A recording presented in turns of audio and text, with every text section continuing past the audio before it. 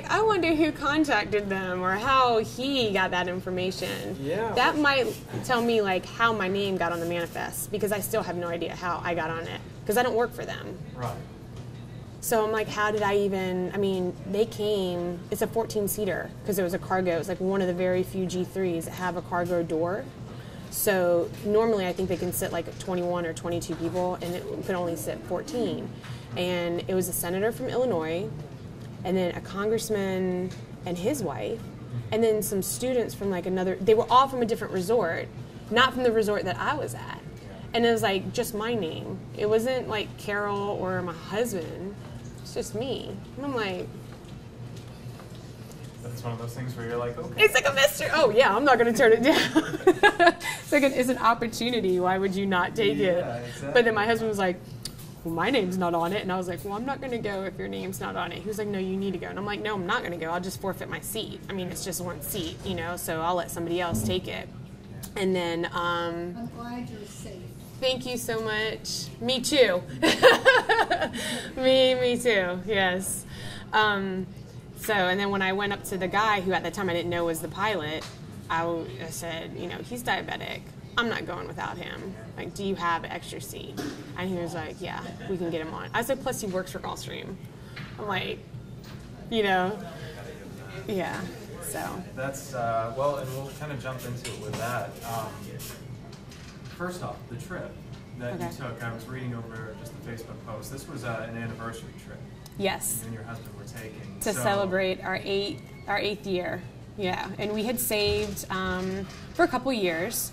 And then we met, I work for the YMCA and I teach fitness classes out at the West Chatham and the Habersham. And I met one of the members, Kara Bosch, who's been taking my class for years at West Chatham. And periodically I would talk to some of the members because you become friends. And so I was like, yay, we're going to plan a trip somewhere in the Caribbean. I've never been. Like, I got my passport. I'm ready. Very excited to go. And so Carol then began to tell me of some of the islands that she's been at. And so I kind of like went from there and said, okay, well, not this island, not that island, blah, blah, blah. She then went ahead and mentioned St. Martin. She had only been to St. Martin via like a cruise. So it wasn't like a long extended stay. So at that time is when she looked into her timeshare. I didn't ask her, I didn't do anything like that. She looked into timeshare and then she said, hey, I got this great, offer. It might save you guys some money. Because she knew that we were kind of doing it on a budget.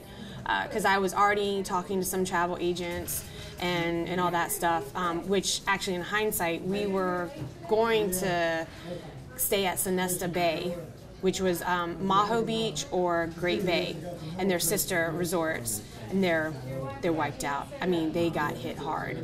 So it was almost like, I feel that from the time that we planned this trip, it was almost like, I know it's cliche, but it was like almost like God was just watching everything. Because we managed to stay at the one resort that is still somewhat standing.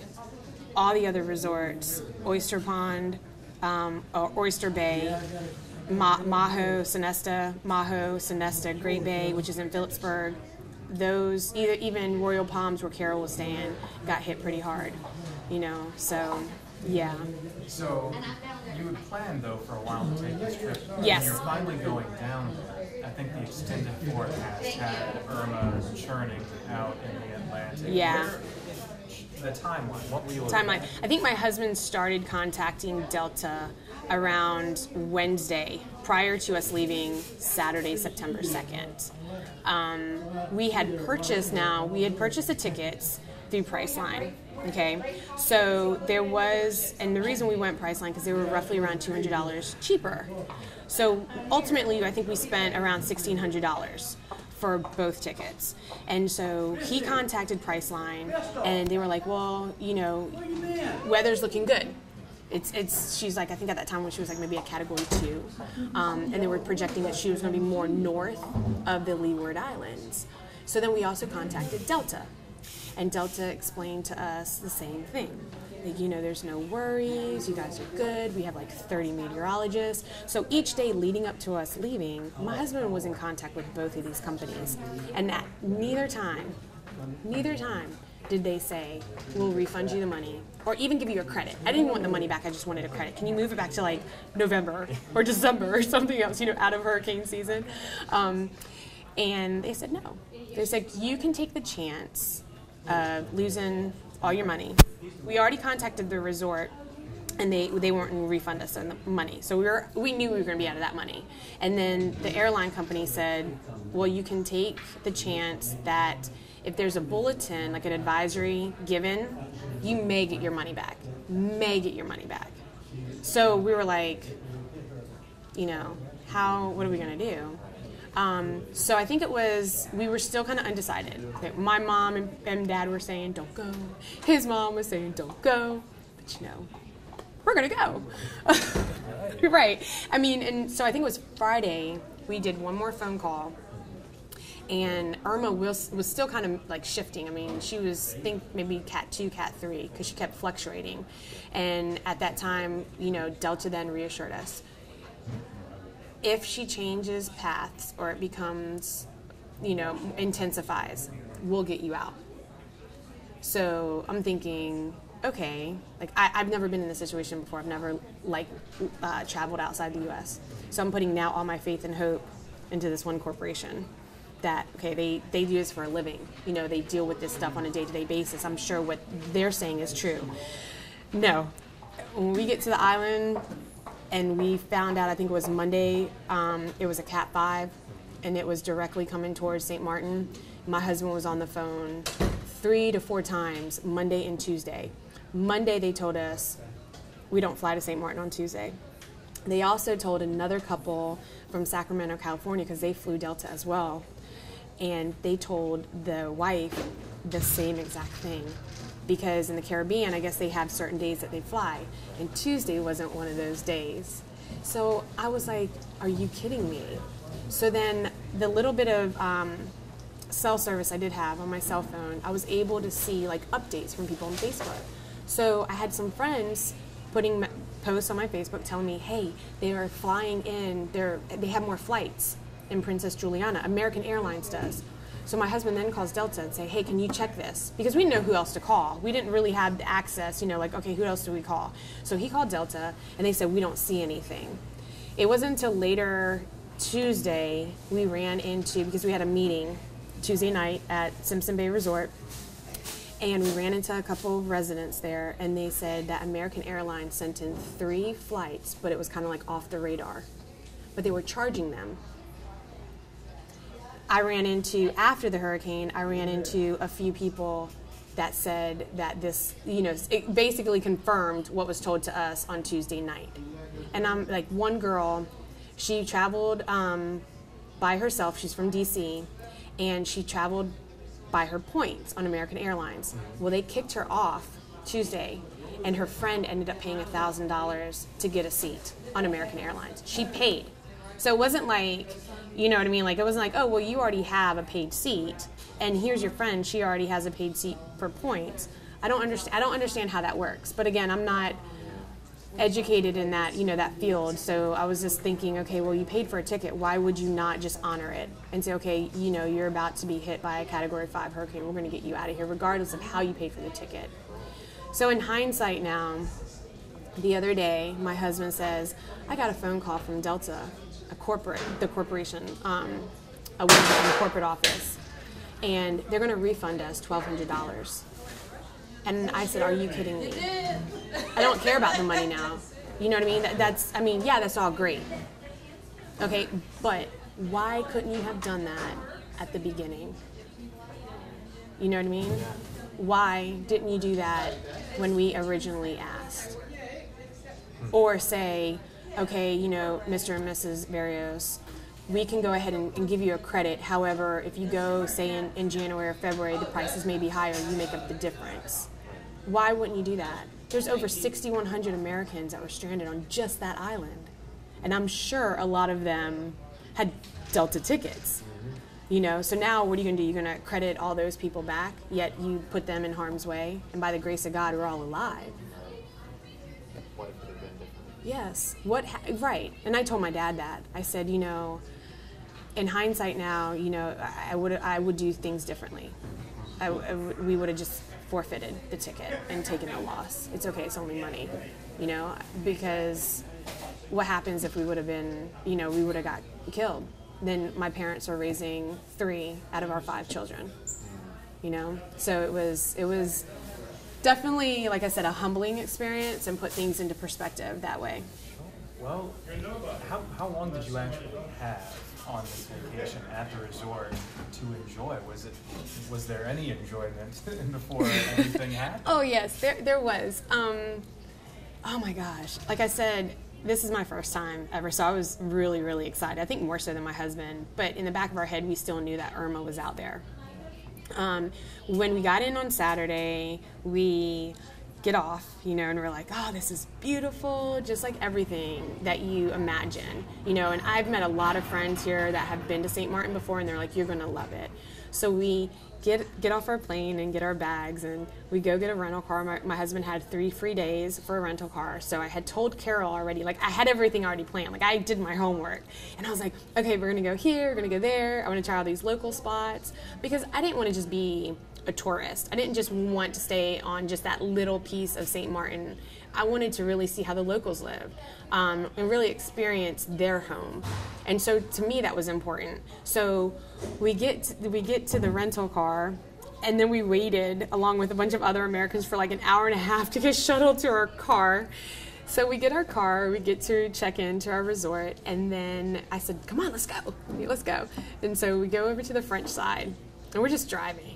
And just, everything, just the homes, the businesses, we hadn't even got to any of the beaches yet, but we got to this one spot that was on the French side. It was right outside of Marigot, and it's kind of what the islanders call like the lowlands, and it's kind of like not the best side of the island, and our car breaks down. So we decided to stop and take pictures, and then when we go back to the car, the battery's dead, and I'm like, this is not a good sign. Okay, first we had to wait an hour and a half for a car, now the battery is dead. So my husband went up to a couple, and my husband's fluent in Spanish, and so he spoke to them in Spanish, and they were French, and he said he wanted to do that because just in case, being that we're not from here, he didn't want to look like a bunch of locals, and so they pointed to a cafe around the corner. And so we ended up calling the car rental place, and we walked to this little bakery called Serafina's. And Serafina's was actually on my list to go to. So I was like, you know what, it's a positive. Out of a negative situation, it's good. So we enjoyed coffee and a French pastry. We met 2 wonderful women that work at Serafina's, and we waited for Michael, which was from National, to come and bring us a new car. And then after that, we drove over to Maho Beach and had dinner on Maho Beach, and then we saw the planes coming in. It was at night, but it was still kind of, really cool. So that evening, I told Carol, I was like, listen, not a good start to our vacation. Let's get up tomorrow morning and pick up where we left off at. So then Sunday morning, we got up. We had to have gone to like 7 to 10 beaches. We were just like beach hopping. We went to Orient Beach, which we were really excited because there's a portion of it which is a nude beach, and none of us have ever been to a nude beach. So my husband's like, I can't unseen what I've seen, So it was just, it was nice. It was refreshing, We had a great time. The beaches on the French side are far better than the Dutch side. They probably wouldn't like that if I said that, but they're gorgeous. So from Orient Beach, we then drove and went to, we went to like Friars Bay, and we ran into a bunch of cows in the middle of the road. That was interesting. Friars Bay was beautiful. It was kind of like this hidden gem, where if you didn't know where you were going, you wouldn't have found it. And then we went to Marigot, which is the capital on the French side, and Philipsburg is the capital on the Dutch side. So we went to Marigot, and then we had we spent some time there. We also went to another spot called Grand Case. It's like Grand Case, and we went there and we walked on the beach. And the thing that I really enjoyed with that is that they're right at sea level, and during the low tide, you can walk on the sand, and the homes are like right at the edge to where their back door drops off. And I was like, oh, this is kind of scary. And we walked on the beach, and we walked to the pier, and then we saw this little local restaurant called Cynthia's on the Town. It was just this outside barbecue joint. We walked by, she had lobster tail, steak. That's exactly what we did. And the smell, it was just amazing. So we all decided to wait and eat there. But my husband was like, he wasn't feeling good. He kind of, I think whatever he ate the night before wasn't sitting well with him. So he's like, I'm going to go in the truck and hang out. So Carol and I enjoyed lunch there and saw a lot of locals and just kind of experienced that and everything. And then from there, we just continued our journey on the French side. And it was, like I said, it was breathtaking. We went to another place called Mullet Bay, and there was some locals for their kids, they were having birthday parties, and it was right under the trees, the way that they grew. It's like a canopy, and so they were all inside, and they had it all decorated, and then you walk down open to the beach. It was beautiful, and it was more of a local spot. And then we went to Kupakoi, which is more like glitzy, where you have the casinos and more like the high rises and a little more money. And so we went there, and it was supposedly like one of the best places on the island for like a sunset. And so we went there and we saw that. The list goes on of the places that we got to see. Well, this was Sunday. This was Sunday, yeah. So we knocked out all these places in one day and experienced a lot of stuff in one day. And I think that is the reason why when I left on Saturday to come back to Puerto Rico, my heart was extremely heavy. Like, hopefully I don't get emotional now. Because for me, I mean, we drove through, we saw, I don't even know how to describe it. I mean, there were shacks, tin roofs that these people were living in. So when I knew that Irma was coming, I knew that everything that we just saw on Sunday was going to be wiped off. From what Weather Channel and we were following, I mean, they would do the satellite images, and I'm thinking, oh my gosh, there's no way. Like, I mean, at that time, like, I just to myself said, I just hope we survive this, because we didn't know. You don't know the unknown. I mean, so that whole evening we were dressed. I mean, I laid in bed with my shoes on. Everything was packed. We were just, I don't know where we were going to go, but in case we had to go somewhere or do something, everything would already be there. It wouldn't be like a total loss. But yeah, Sunday like I said, it was amazing. I have the most amazing pictures, and we had a good time, Carol, Carlos, and myself. And then Monday we woke up and I said, well, we got to go to Phillipsburg now, and my husband was like, well, I have the car until 12. So we were up at the crack of dawn and we were ready to go. And so we went to Phillipsburg. We went to Front Street, and again, it was just kind of like Marigot on the French side. It was dead because their peak season is November to April. And I'm thinking, oh, everyone wants to come during the summer, and it was so hot. Now I understand why I know it. But again, I'm being naive and just not, knowing.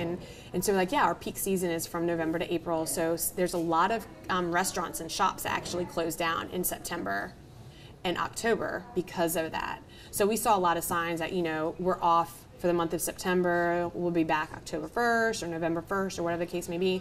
But we went to this one place on Front Street, and they're known for their guava berry rum and liqueur, because that's what St. Maarten produces, and that's what they make. And so we met these two wonderful women. Again, I have a picture of them. And we bought some rum and some souvenirs. They have like guava berry honey. It's amazing.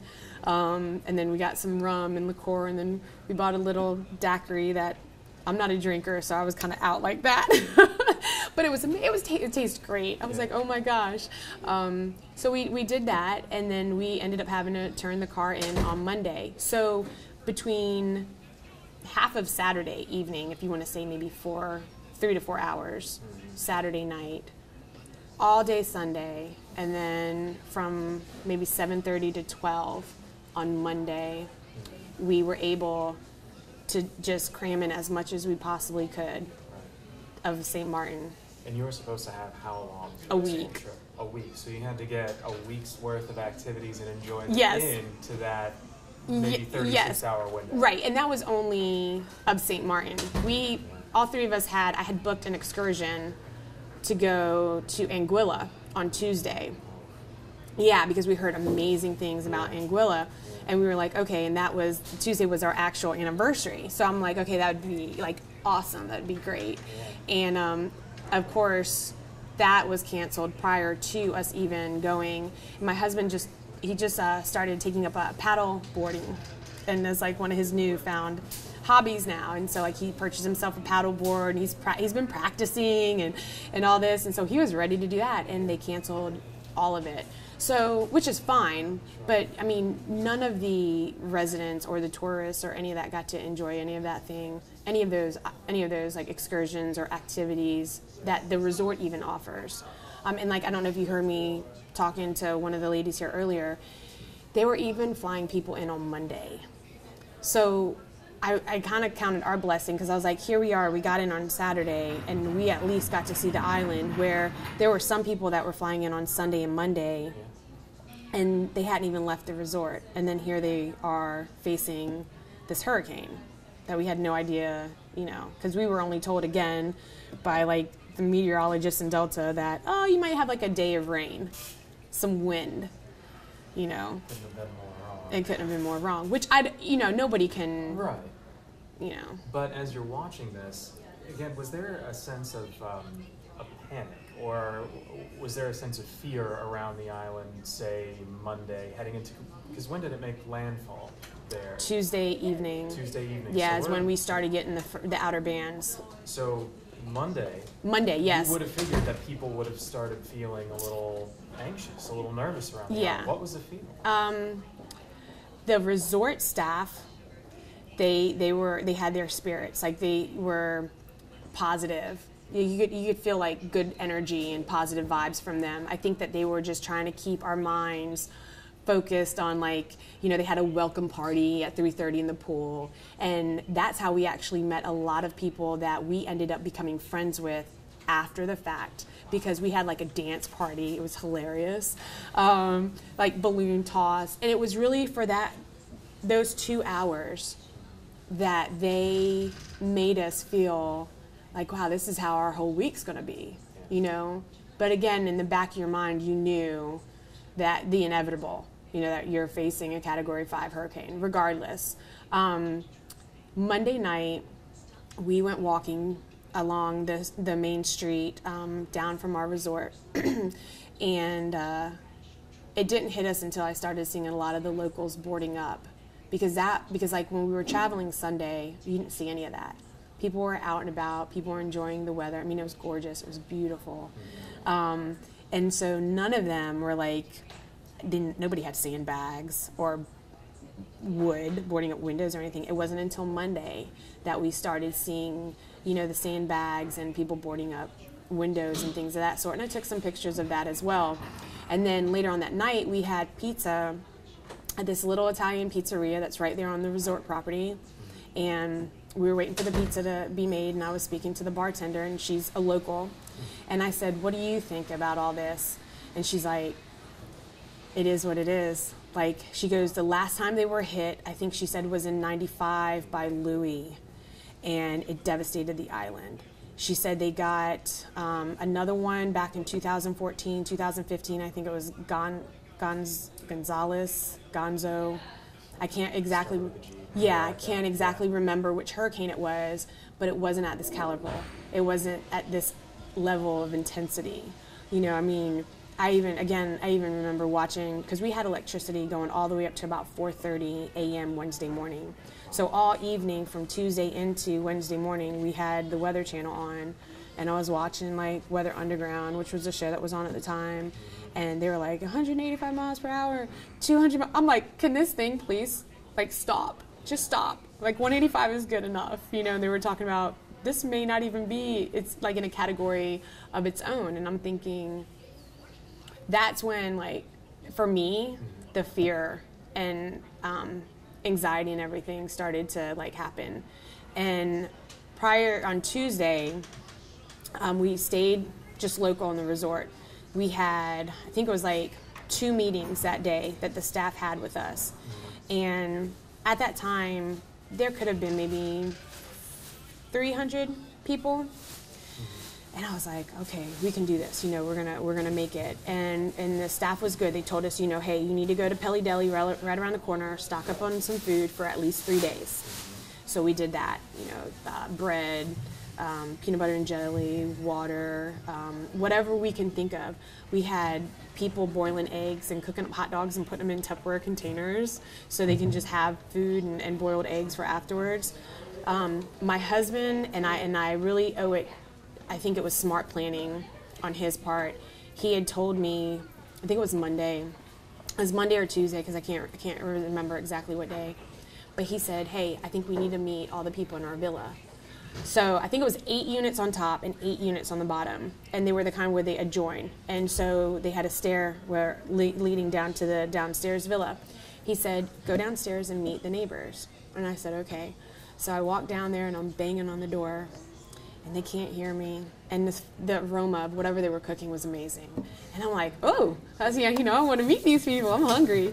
And so I'm banging and banging, and they're still not answering. And so I'm banging. I'm like, hello, hello. And I can hear these 2 little women like, did you hear that? What's that? You know, they're like talking. I'm laughing. And finally they open up the door, and one has a frying pan, and the other one has a shoe. And I'm like, it's just me. I'm your upstairs neighbor. And little did I know it was these 2 ladies that my husband and I met Saturday night. And we came across them when we were coming back from dinner from the Maho Beach. And they're from Philadelphia. And my husband said, oh, are you guys trying to evacuate? And he said, no, we're catching a shuttle. And he's like, are you guys worried about this hurricane coming? Oh, no, we're good. You know, they were good. So fast forward to me banging on the door, and they open it up. And I was like, hey, it's Philadelphia. And it was these 2 ladies, and I introduced myself, and they introduced themselves, and Janice and Terry. And they travel all the time. And I just said, listen, I just wanted to come down here and introduce myself to you guys. And it was Tuesday. I said, because if tonight gets a little hairy and we have nowhere else to go, I want to run down here if you guys will let us in. And she said, okay.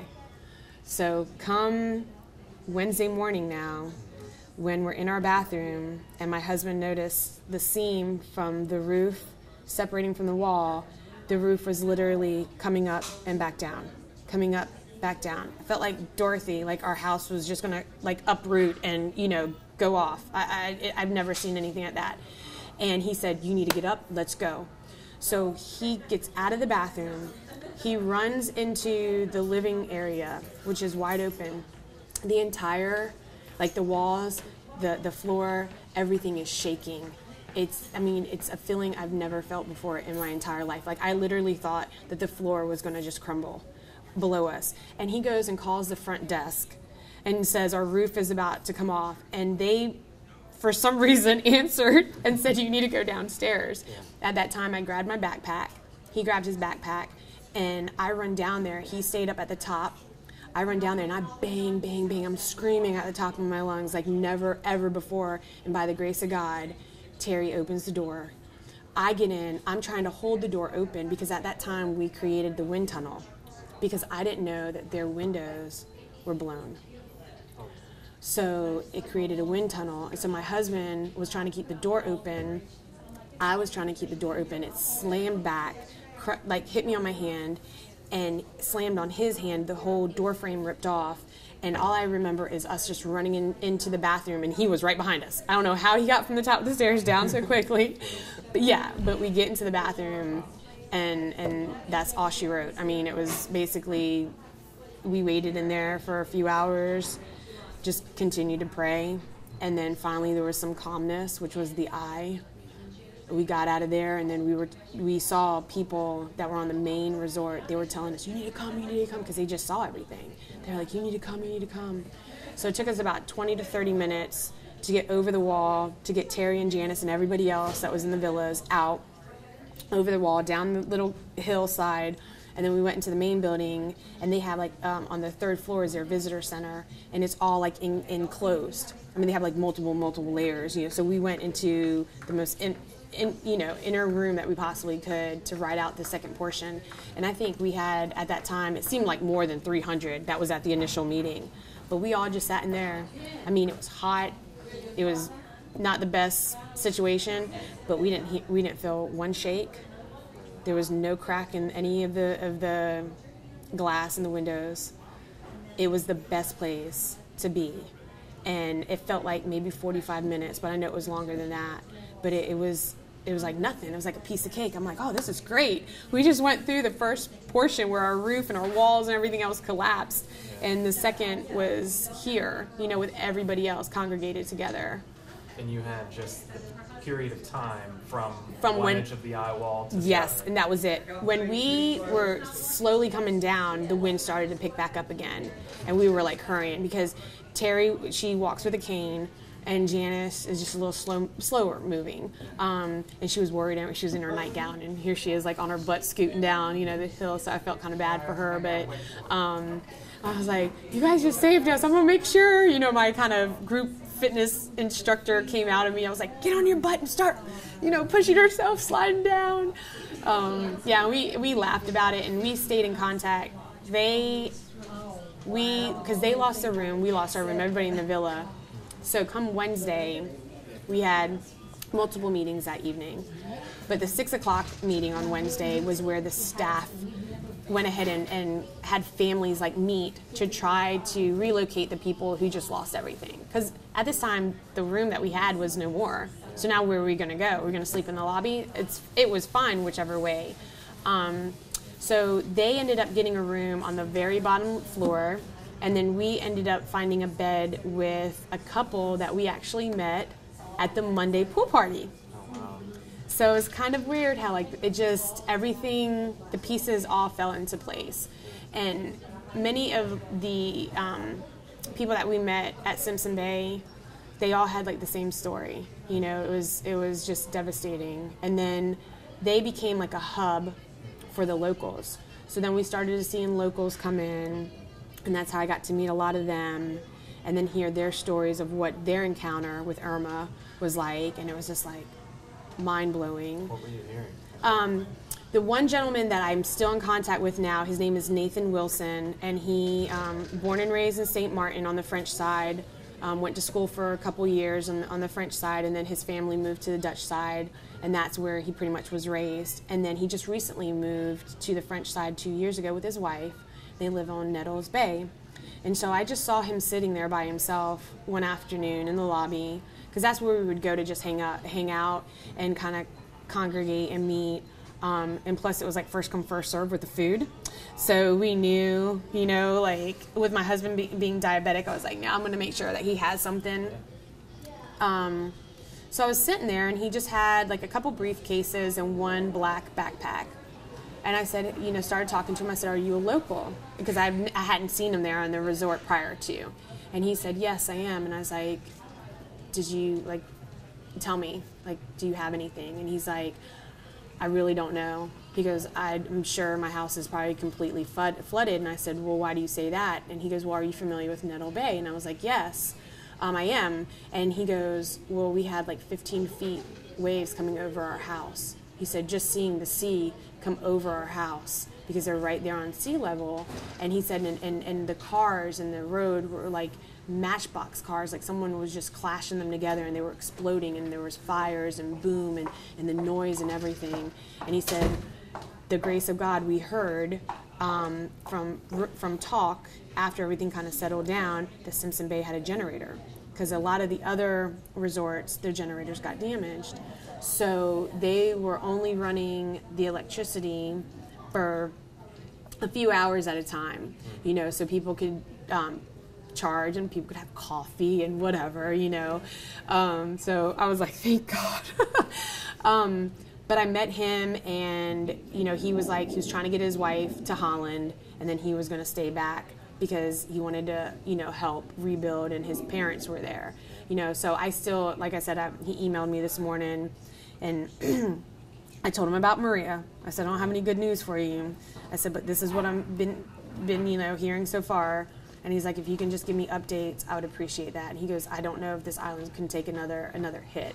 So that's just kind of where I'm at.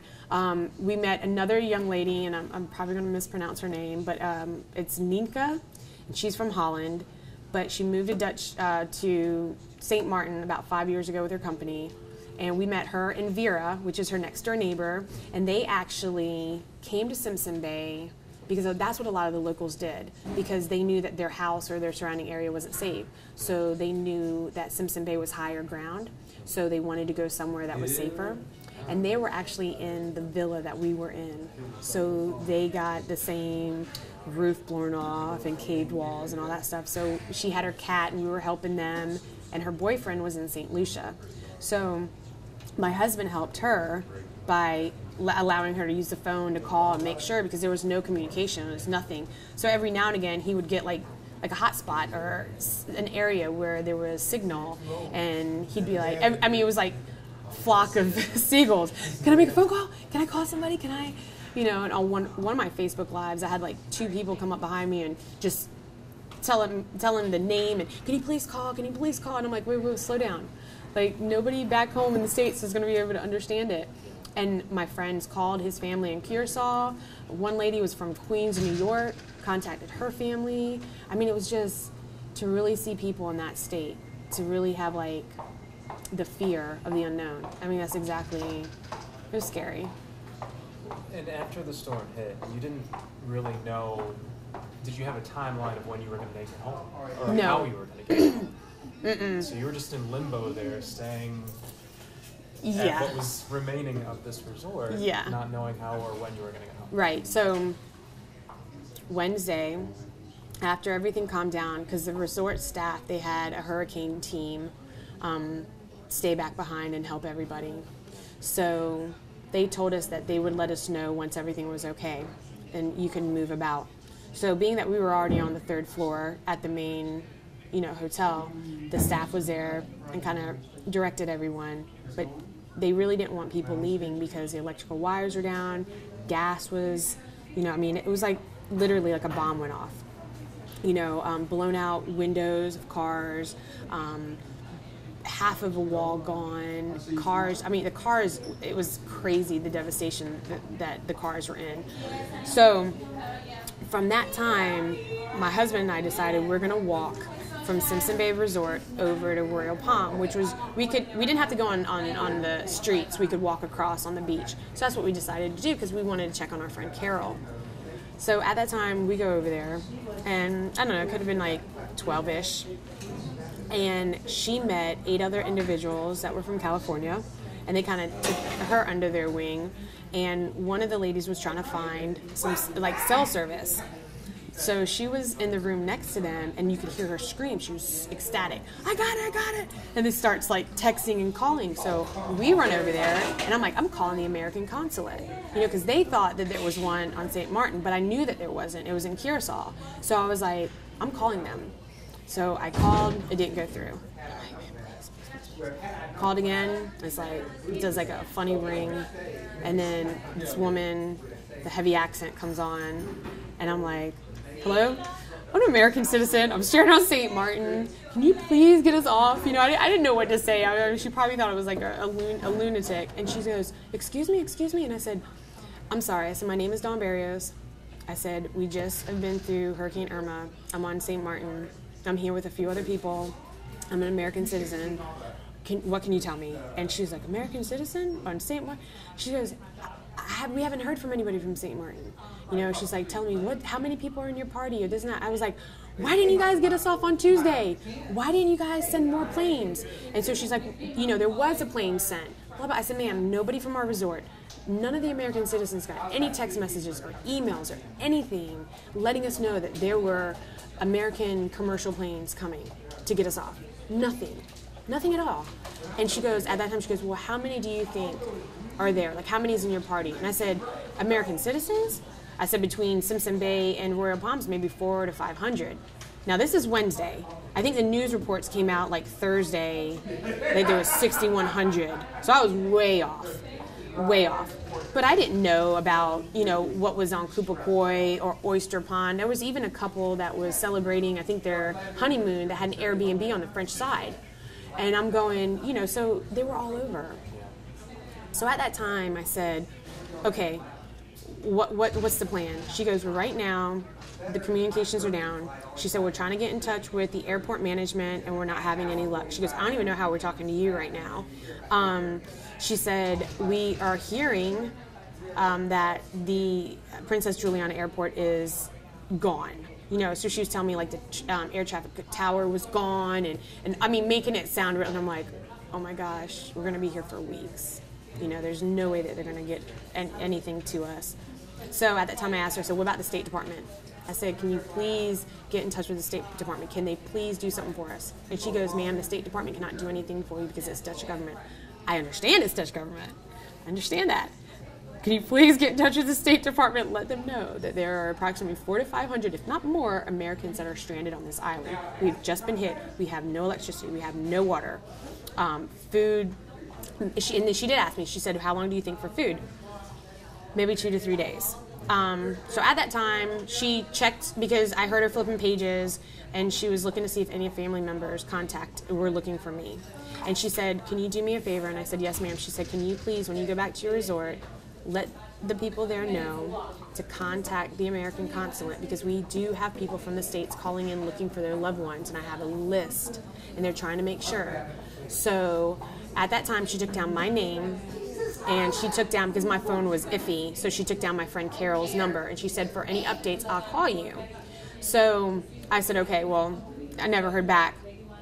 But I went and told the staff at Simpson Bay, and that evening meeting, they gave out the American consulate number so like families could call whenever they were able to, I called the American consulate one more time after that, and I spoke to a gentleman. And I want to say it might have been Thursday evening when we first started hearing about the violence that was breaking out on the French side. And I called them, and I was like, can you please tell me what's going on? Because we're in the dark here. We have no idea. And he said, well, are you safe? I said, for now we are. I said, but there's reports of gunfire and violence and men with machetes, and they're doing whatever they can to get food. And it's, when something like this happens, the island then turns into a cash island. I said, so we're just sitting ducks pretty much, like, can you please tell me? And then at that time he asked about food and water. He said they are working. He told me about like 500 Dutch landed and like 1,500 more were deployed, because all the other Dutch islands, I think it's Aruba, Bonaire, and Carousel, they're all Dutch government, so they had all their troops ready to go, and they were there patrolling and doing the best they could. I think that fear sat in Friday, because the staff was pretty good at Simpson Bay. They were like all happy-go-lucky. They got good news. C-130s were coming in, blah, blah, blah. But it wasn't until Friday afternoon when we got a report that the violence was now on the Dutch side, and they were waiting for the Dutch government to come to Simpson Bay Resort to kind of help, because they knew that some of the looters and the not so good characters that you want were already over on our side of the island, and they were looking for, of course, for food and water. I mean, desperate times, yeah, it's going to make people do crazy things, So, but luckily enough, right when that meeting ended, we ended up having, I think it was like a truckload of military come in, and they kind of set up blockades and borders and things of that sort. Yeah. Huh? Oh yeah, having their presence. Yeah, I mean, these guys were some big boys, 6-footers, and they had their guns right open. I mean, they were packed with all their weaponry, and it was very comforting. to say the least. It was nice. Yeah. That was probably, after the impact of the storm, one of the more frightening things to see the reports coming out of was that violence, that, it was survival. Yeah. Very much so at one point. I mean, And still, I mean, to some degree, there's still issues over there. Exactly. Like I said, from Nathan, he was trying to get to his house yesterday, but the Dutch have it blocked off. And so he emailed me this morning and said that he was able to get through. So that's a good thing. But I'm sure with the Dutch being there that they're, kind of controlling anybody that wants to come over and do harm. Because, the French side is still, the footage, we watched it. They got hit the hardest. The flooding, the homes, everything just gone. What do you do? So, of course, you're going to look for food. And I told them, I was like, they can have the rest of our bread and our PB&J. They can have the little, I think we had like $70 worth in cash. I had some euros on me. I didn't care. I was like, just take it. As long as you just leave us with our passports, I'm good. Like, we didn't need anything else. So you got out. When again? Saturday afternoon, mid-afternoon. Yeah. So Saturday morning, we're sleeping off and on. And my husband and the young lady Mardella, Joe and Mardella, were the people, we were staying in their room. And we were the first bed. So it was a sliding glass door, and because there was no electricity, it was stifling. So we kept just a screen door open, but it was facing the patio, and we were the last unit, and so we were worried at that time because it's Friday. We already knew about the looters and things of that sort. And so I'm laying next to my husband's feet, and he's laying towards the end, and we're both facing the patio, and it had to be around 4:30-ish. And we see a gentleman come up over the wall. Now, we're on the second floor, and there's nothing but a concrete wall. So he scaled it and came over. And he had a little flashlight in his right hand, and I just kind of barely kicked my husband's back. And he tapped my foot, and we just laid there, and he just walks by. He doesn't look in our direction or anything like that. And we had no idea. I wasn't saying it was any bad intentions, but it's 4:30 in the morning, and we're already scared. And so about 5 minutes later, we hear this lady like, hello, hello, hello. So he gets up, I get up. Joe Mardella is still asleep. He walks out, and it's this lady from the resort knocking on the room next to us. And it was a young, older lady by herself from Seattle. And she was told she had 15 minutes to get to the third floor at the resort they were evacuating. So my husband at the time said, well, what about us? No, they'll come get you. All right, so at that time, he's like, let's go ahead and walk down there. So we change our clothes and wash our face, brush our teeth. We grab our bag and we start walking. As we're walking towards the hotel, we run into a gentleman. He asks us, are you American citizens? I said, yes. He goes, you better go grab your stuff. They're evacuating now. And we're like, what? So we ran back. We get our bag. We wake up Joe. And Joe's like, I'm good. They told us that yesterday. Just send word. And I'm like, dude, we have no phone. Like, what do you mean? There's no communication. He's like, we're good. Because they did tell us that the day before. So we get down there, and we walk into the main area, and it's like, no one. No one's there. What the heck? So my husband says, well, I'm going to go downstairs and check on Janice and Terry. I said, okay. So I'm standing there, and one of the managers named Marcel comes up to me and goes, are you an American citizen? I said, yes. He goes, what are you doing? I was like, what do you mean, what am I doing? You're supposed to be downstairs now. Like, you got to go. They're evacuating. They're getting on the buses. You got to go. So I'm bringing my suitcase. He's like, but you can't take that. I'm like, what do you mean I can't take that? Like, this is all we have. So I just open it up. My husband comes back. He's like, what are you doing? I was like, we can't take it. So luckily enough, we had a resort bag. And so we start putting everything in there. I can't even remember what it was. But we left a ton of the stuff back. And then we go downstairs. We're on this list that the hotel had. We had our passports, everything. We get on bus 6. And then we're gone. We're driving through. And that's when I took a lot of footage of the trip from the resort to the airport. When we get there, they just drop us off.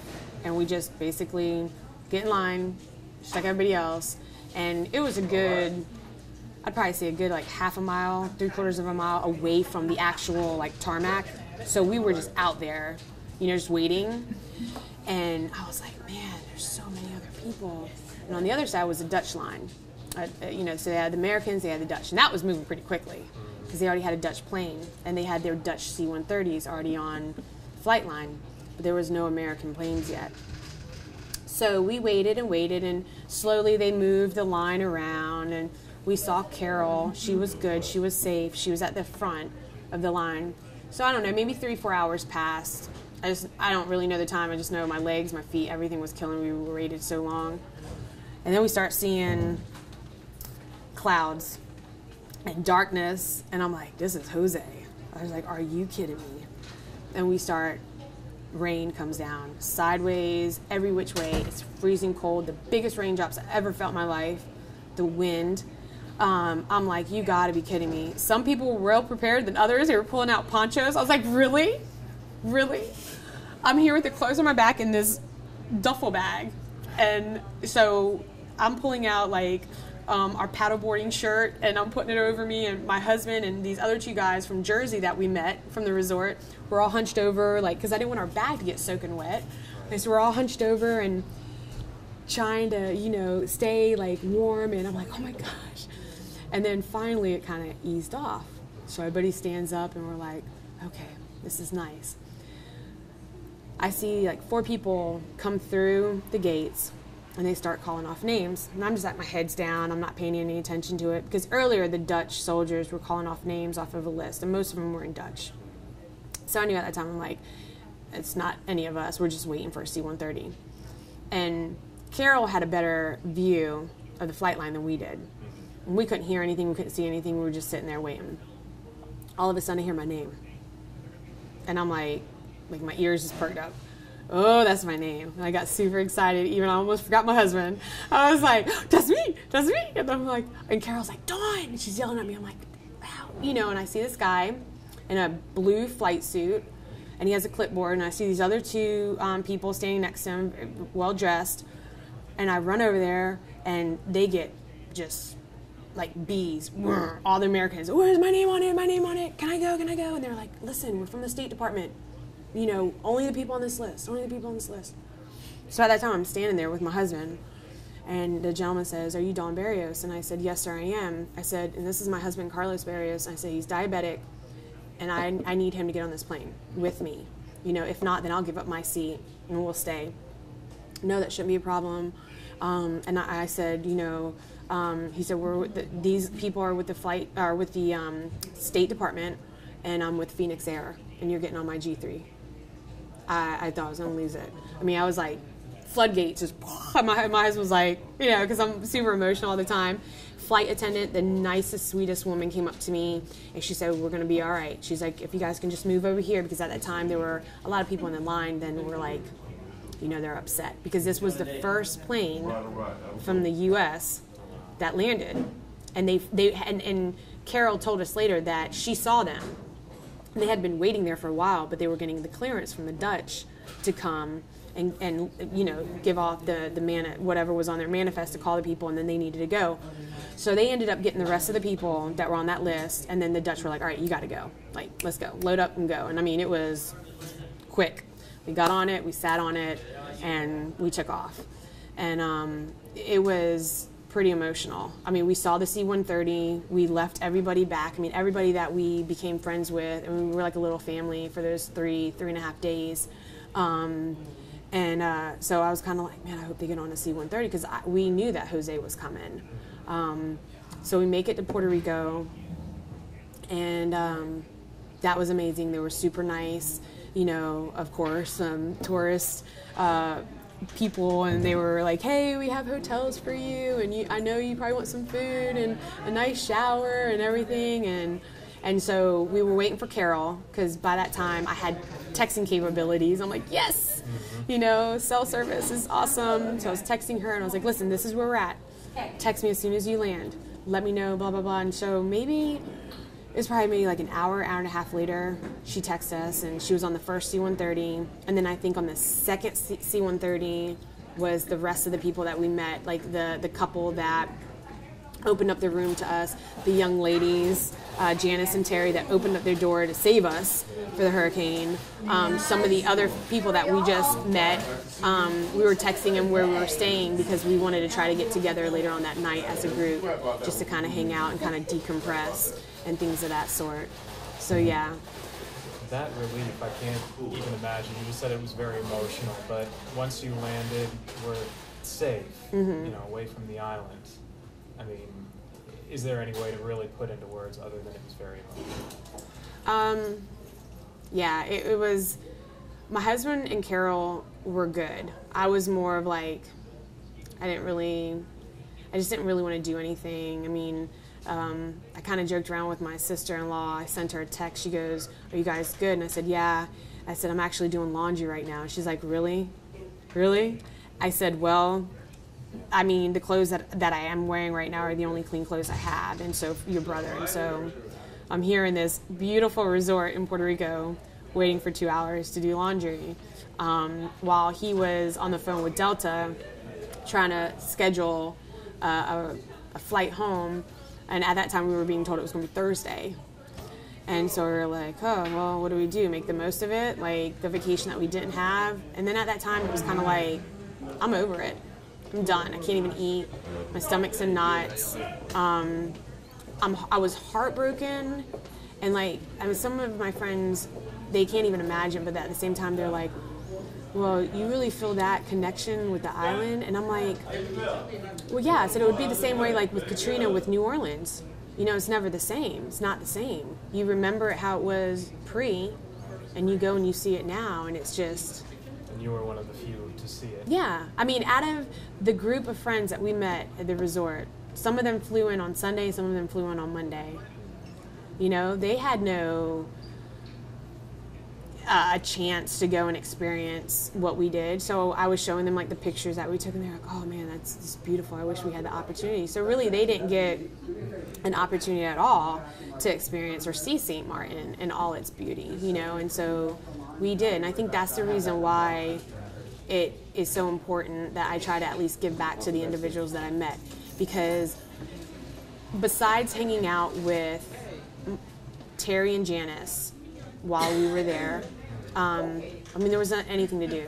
So you were just meeting people, talking to them. Hey, where are you from? You know, and a lot of people were from up north. A lot of people were from out in California. Because some of my questions, so we met this one couple from Brooklyn that she flew in on Sunday, and her husband was coming in at like 4 o'clock on Monday. I said, do you guys not watch the weather?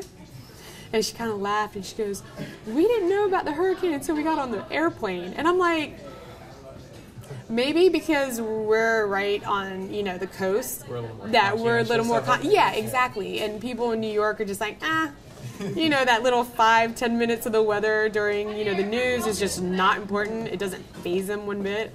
And kind of joked around with her, because when I saw her actually in the airport in Puerto Rico when we were leaving, I said, I bet you watch the weather now. And she kind of, you know, gave me a laugh, and she's like, yeah, I will.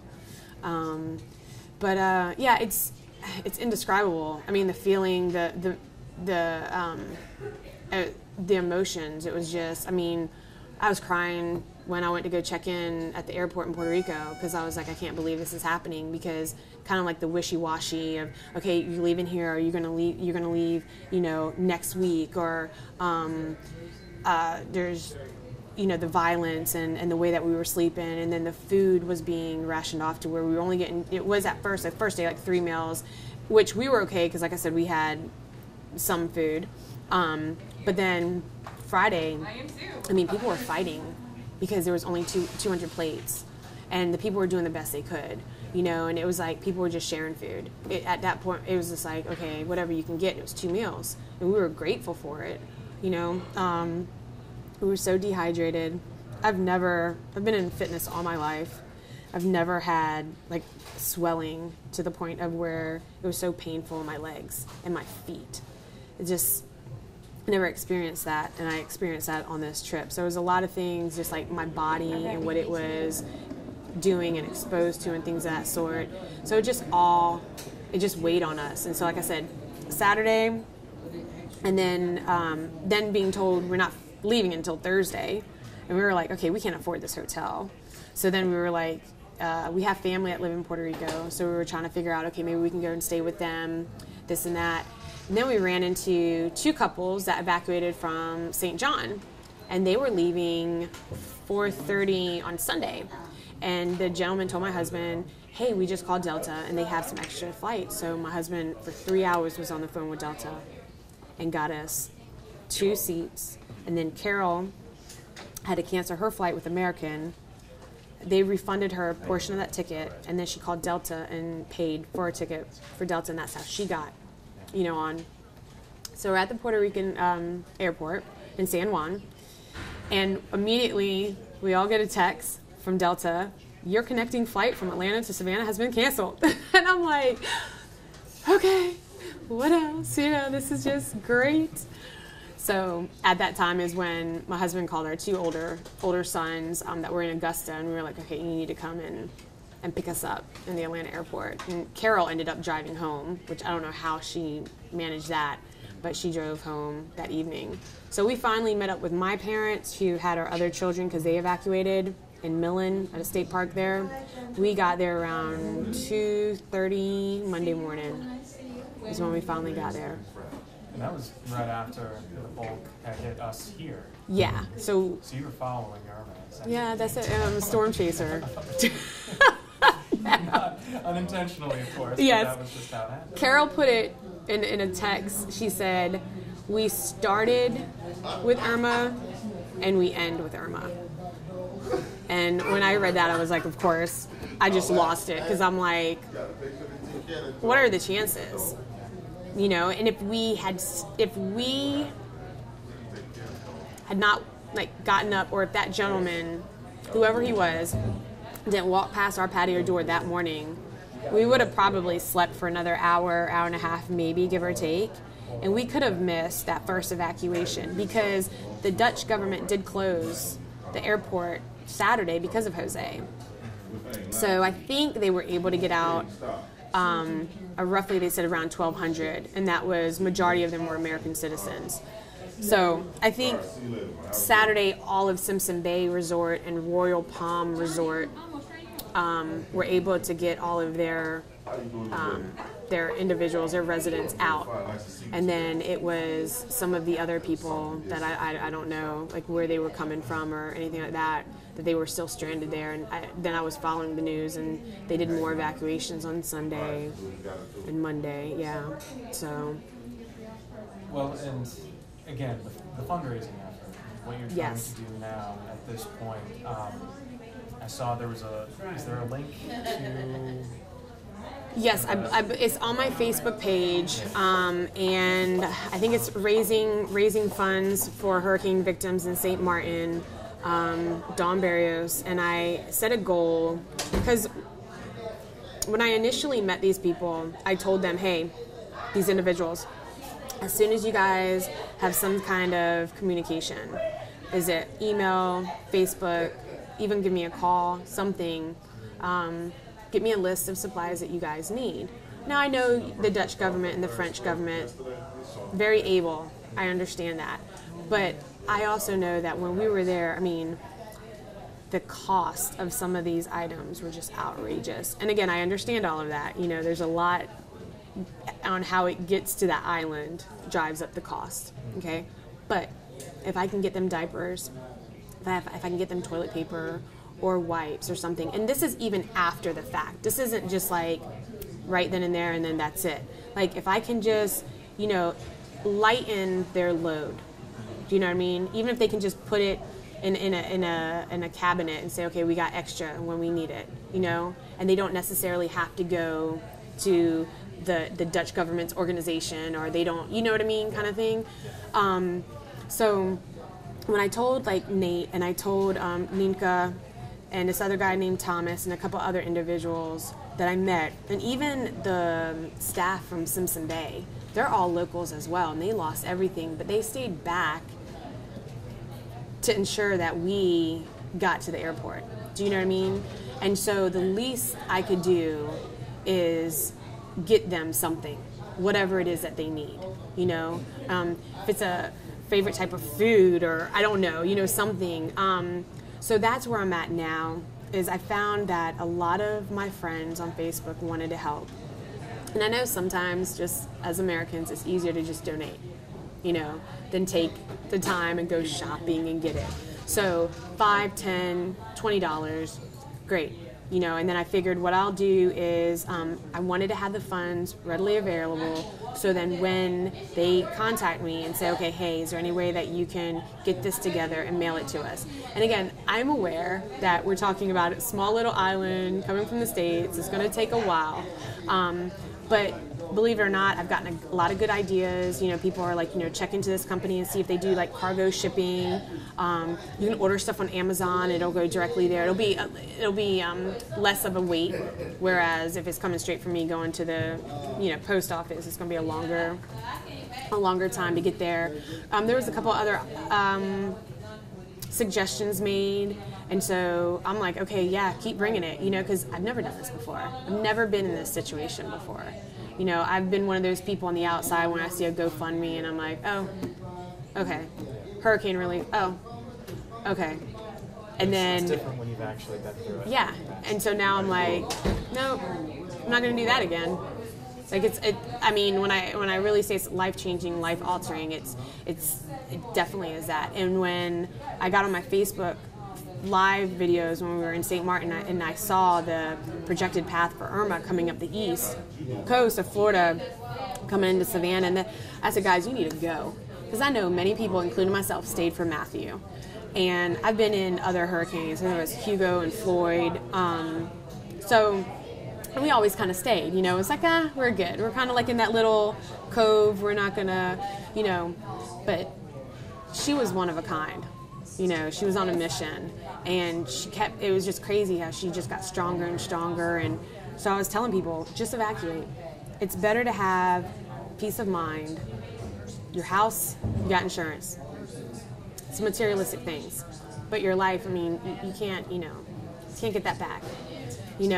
So like I told my husband, I said, anytime we see it on WTOC, Weather Channel, a hurricane's coming, oh yeah, we're going to pack up our belongings and we're just going to go ahead and make it a vacation with the kids and our dog, and we're going to be good, Do you think we can handle the magnitude of storm that you went through on that island or an area like this? No, absolutely not.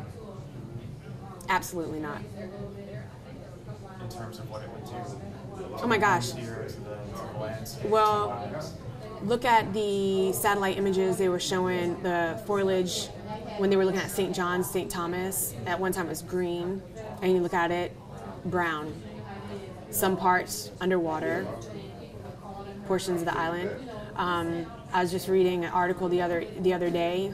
Matter of fact, I shared it on my Facebook page about Barbuda, Antigua and Barbuda. First time ever in 300 years, there's no one living on that island because of this storm. Generations and generations of, lives just gone. Now, yes, they're going to rebuild, and they're going to eventually move back over. A few may, the strong-willed and who want to, yes, but even St. John's, St. Thomas, there were a lot of people I met over in Puerto Rico. They're like, yeah, this was our trip to go and find land and buy a house. We're not thinking about that now, no.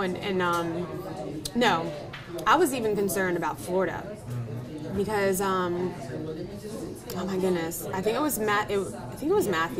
There's another storm a few years ago that just engulfed Florida and caused, the flooding. And look at Harvey in Houston. Who would have thought? Beaumont, Texas, and Houston. Yeah, I just drove through those areas in June. I took a road trip with my dad to go visit my brother and his wife to meet my nephew for the first time in June.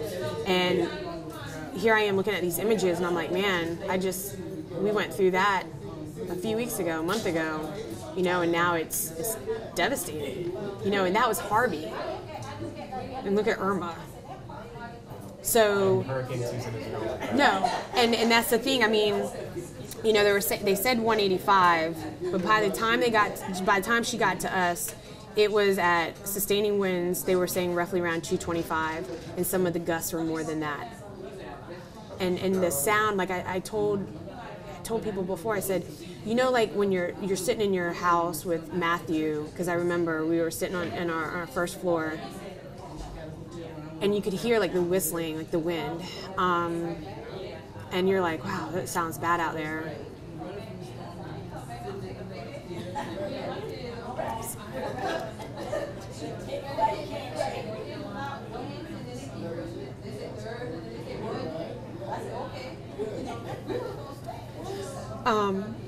Irma wasn't like that. It was like my husband, like said, it was like a 300-pound man, like thunderous. Like she was angry. Like it was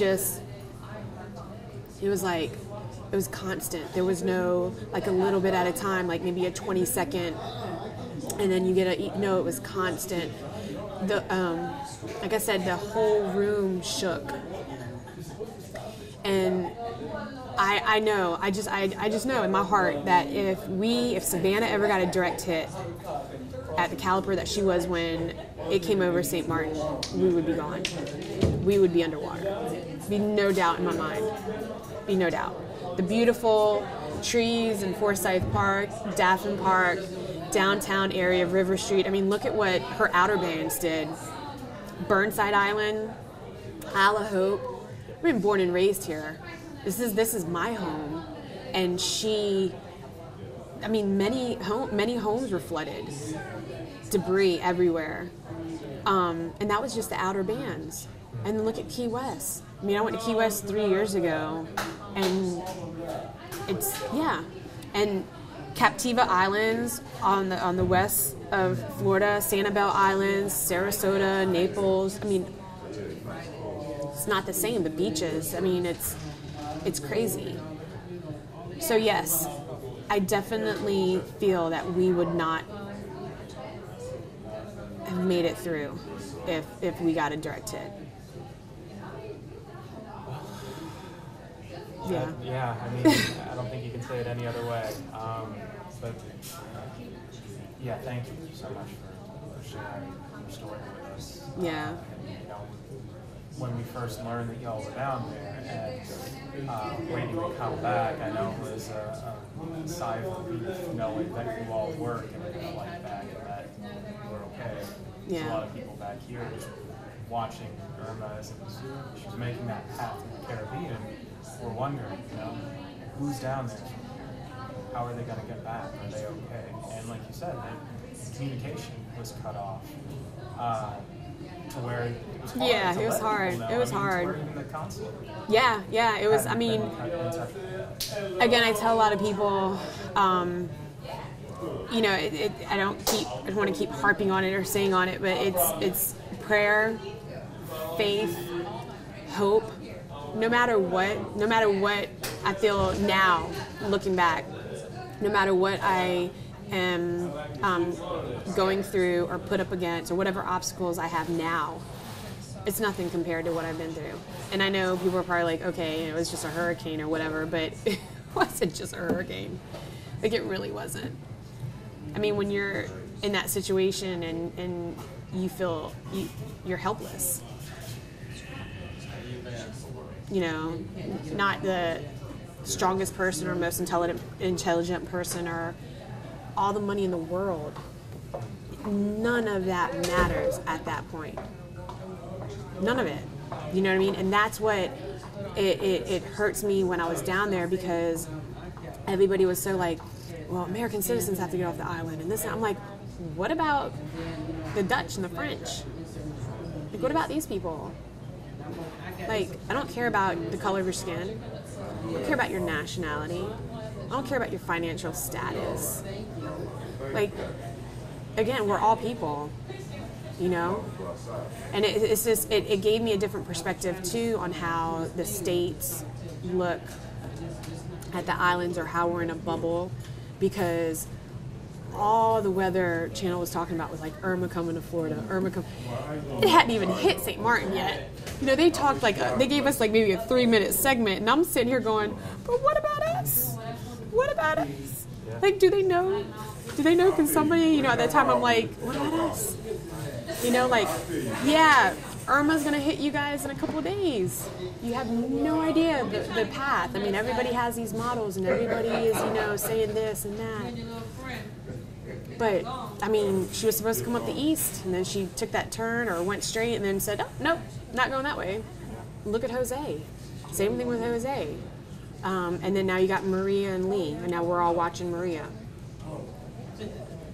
Is there that sense of dread now, do you think, after dealing with the effects of Irma and what little bit of Jose, because I think you even said at one point that place can't take another hit Right. from a storm of that magnitude. Are you getting that sense that Yeah. they're just Yeah, watching like that. the storm helpless? Yep. And when I got his email this morning from Nate, and he was like, I have no internet to follow Hurricane Maria, can you send me what you can? And then, so I'm going to try to, take some pictures of the radar and just send it to him and let him know, because one of the things that happened to me down there was everybody had the story. Everybody was getting, my mama told me this, or I got my friend said it's not coming, or Jose turned for the north, or this. And when I got on my Facebook Live, I said, guys, I can't respond to you. I can't text you or call you. But periodically, for whatever reason, I can check my messenger on Facebook. Okay? So if you can please send me whatever you possibly could. And I even asked, I think, about some of the communication, like what was being told, as far as their, from the U.S. standpoint, I wanted to know what was being told about St. Maarten.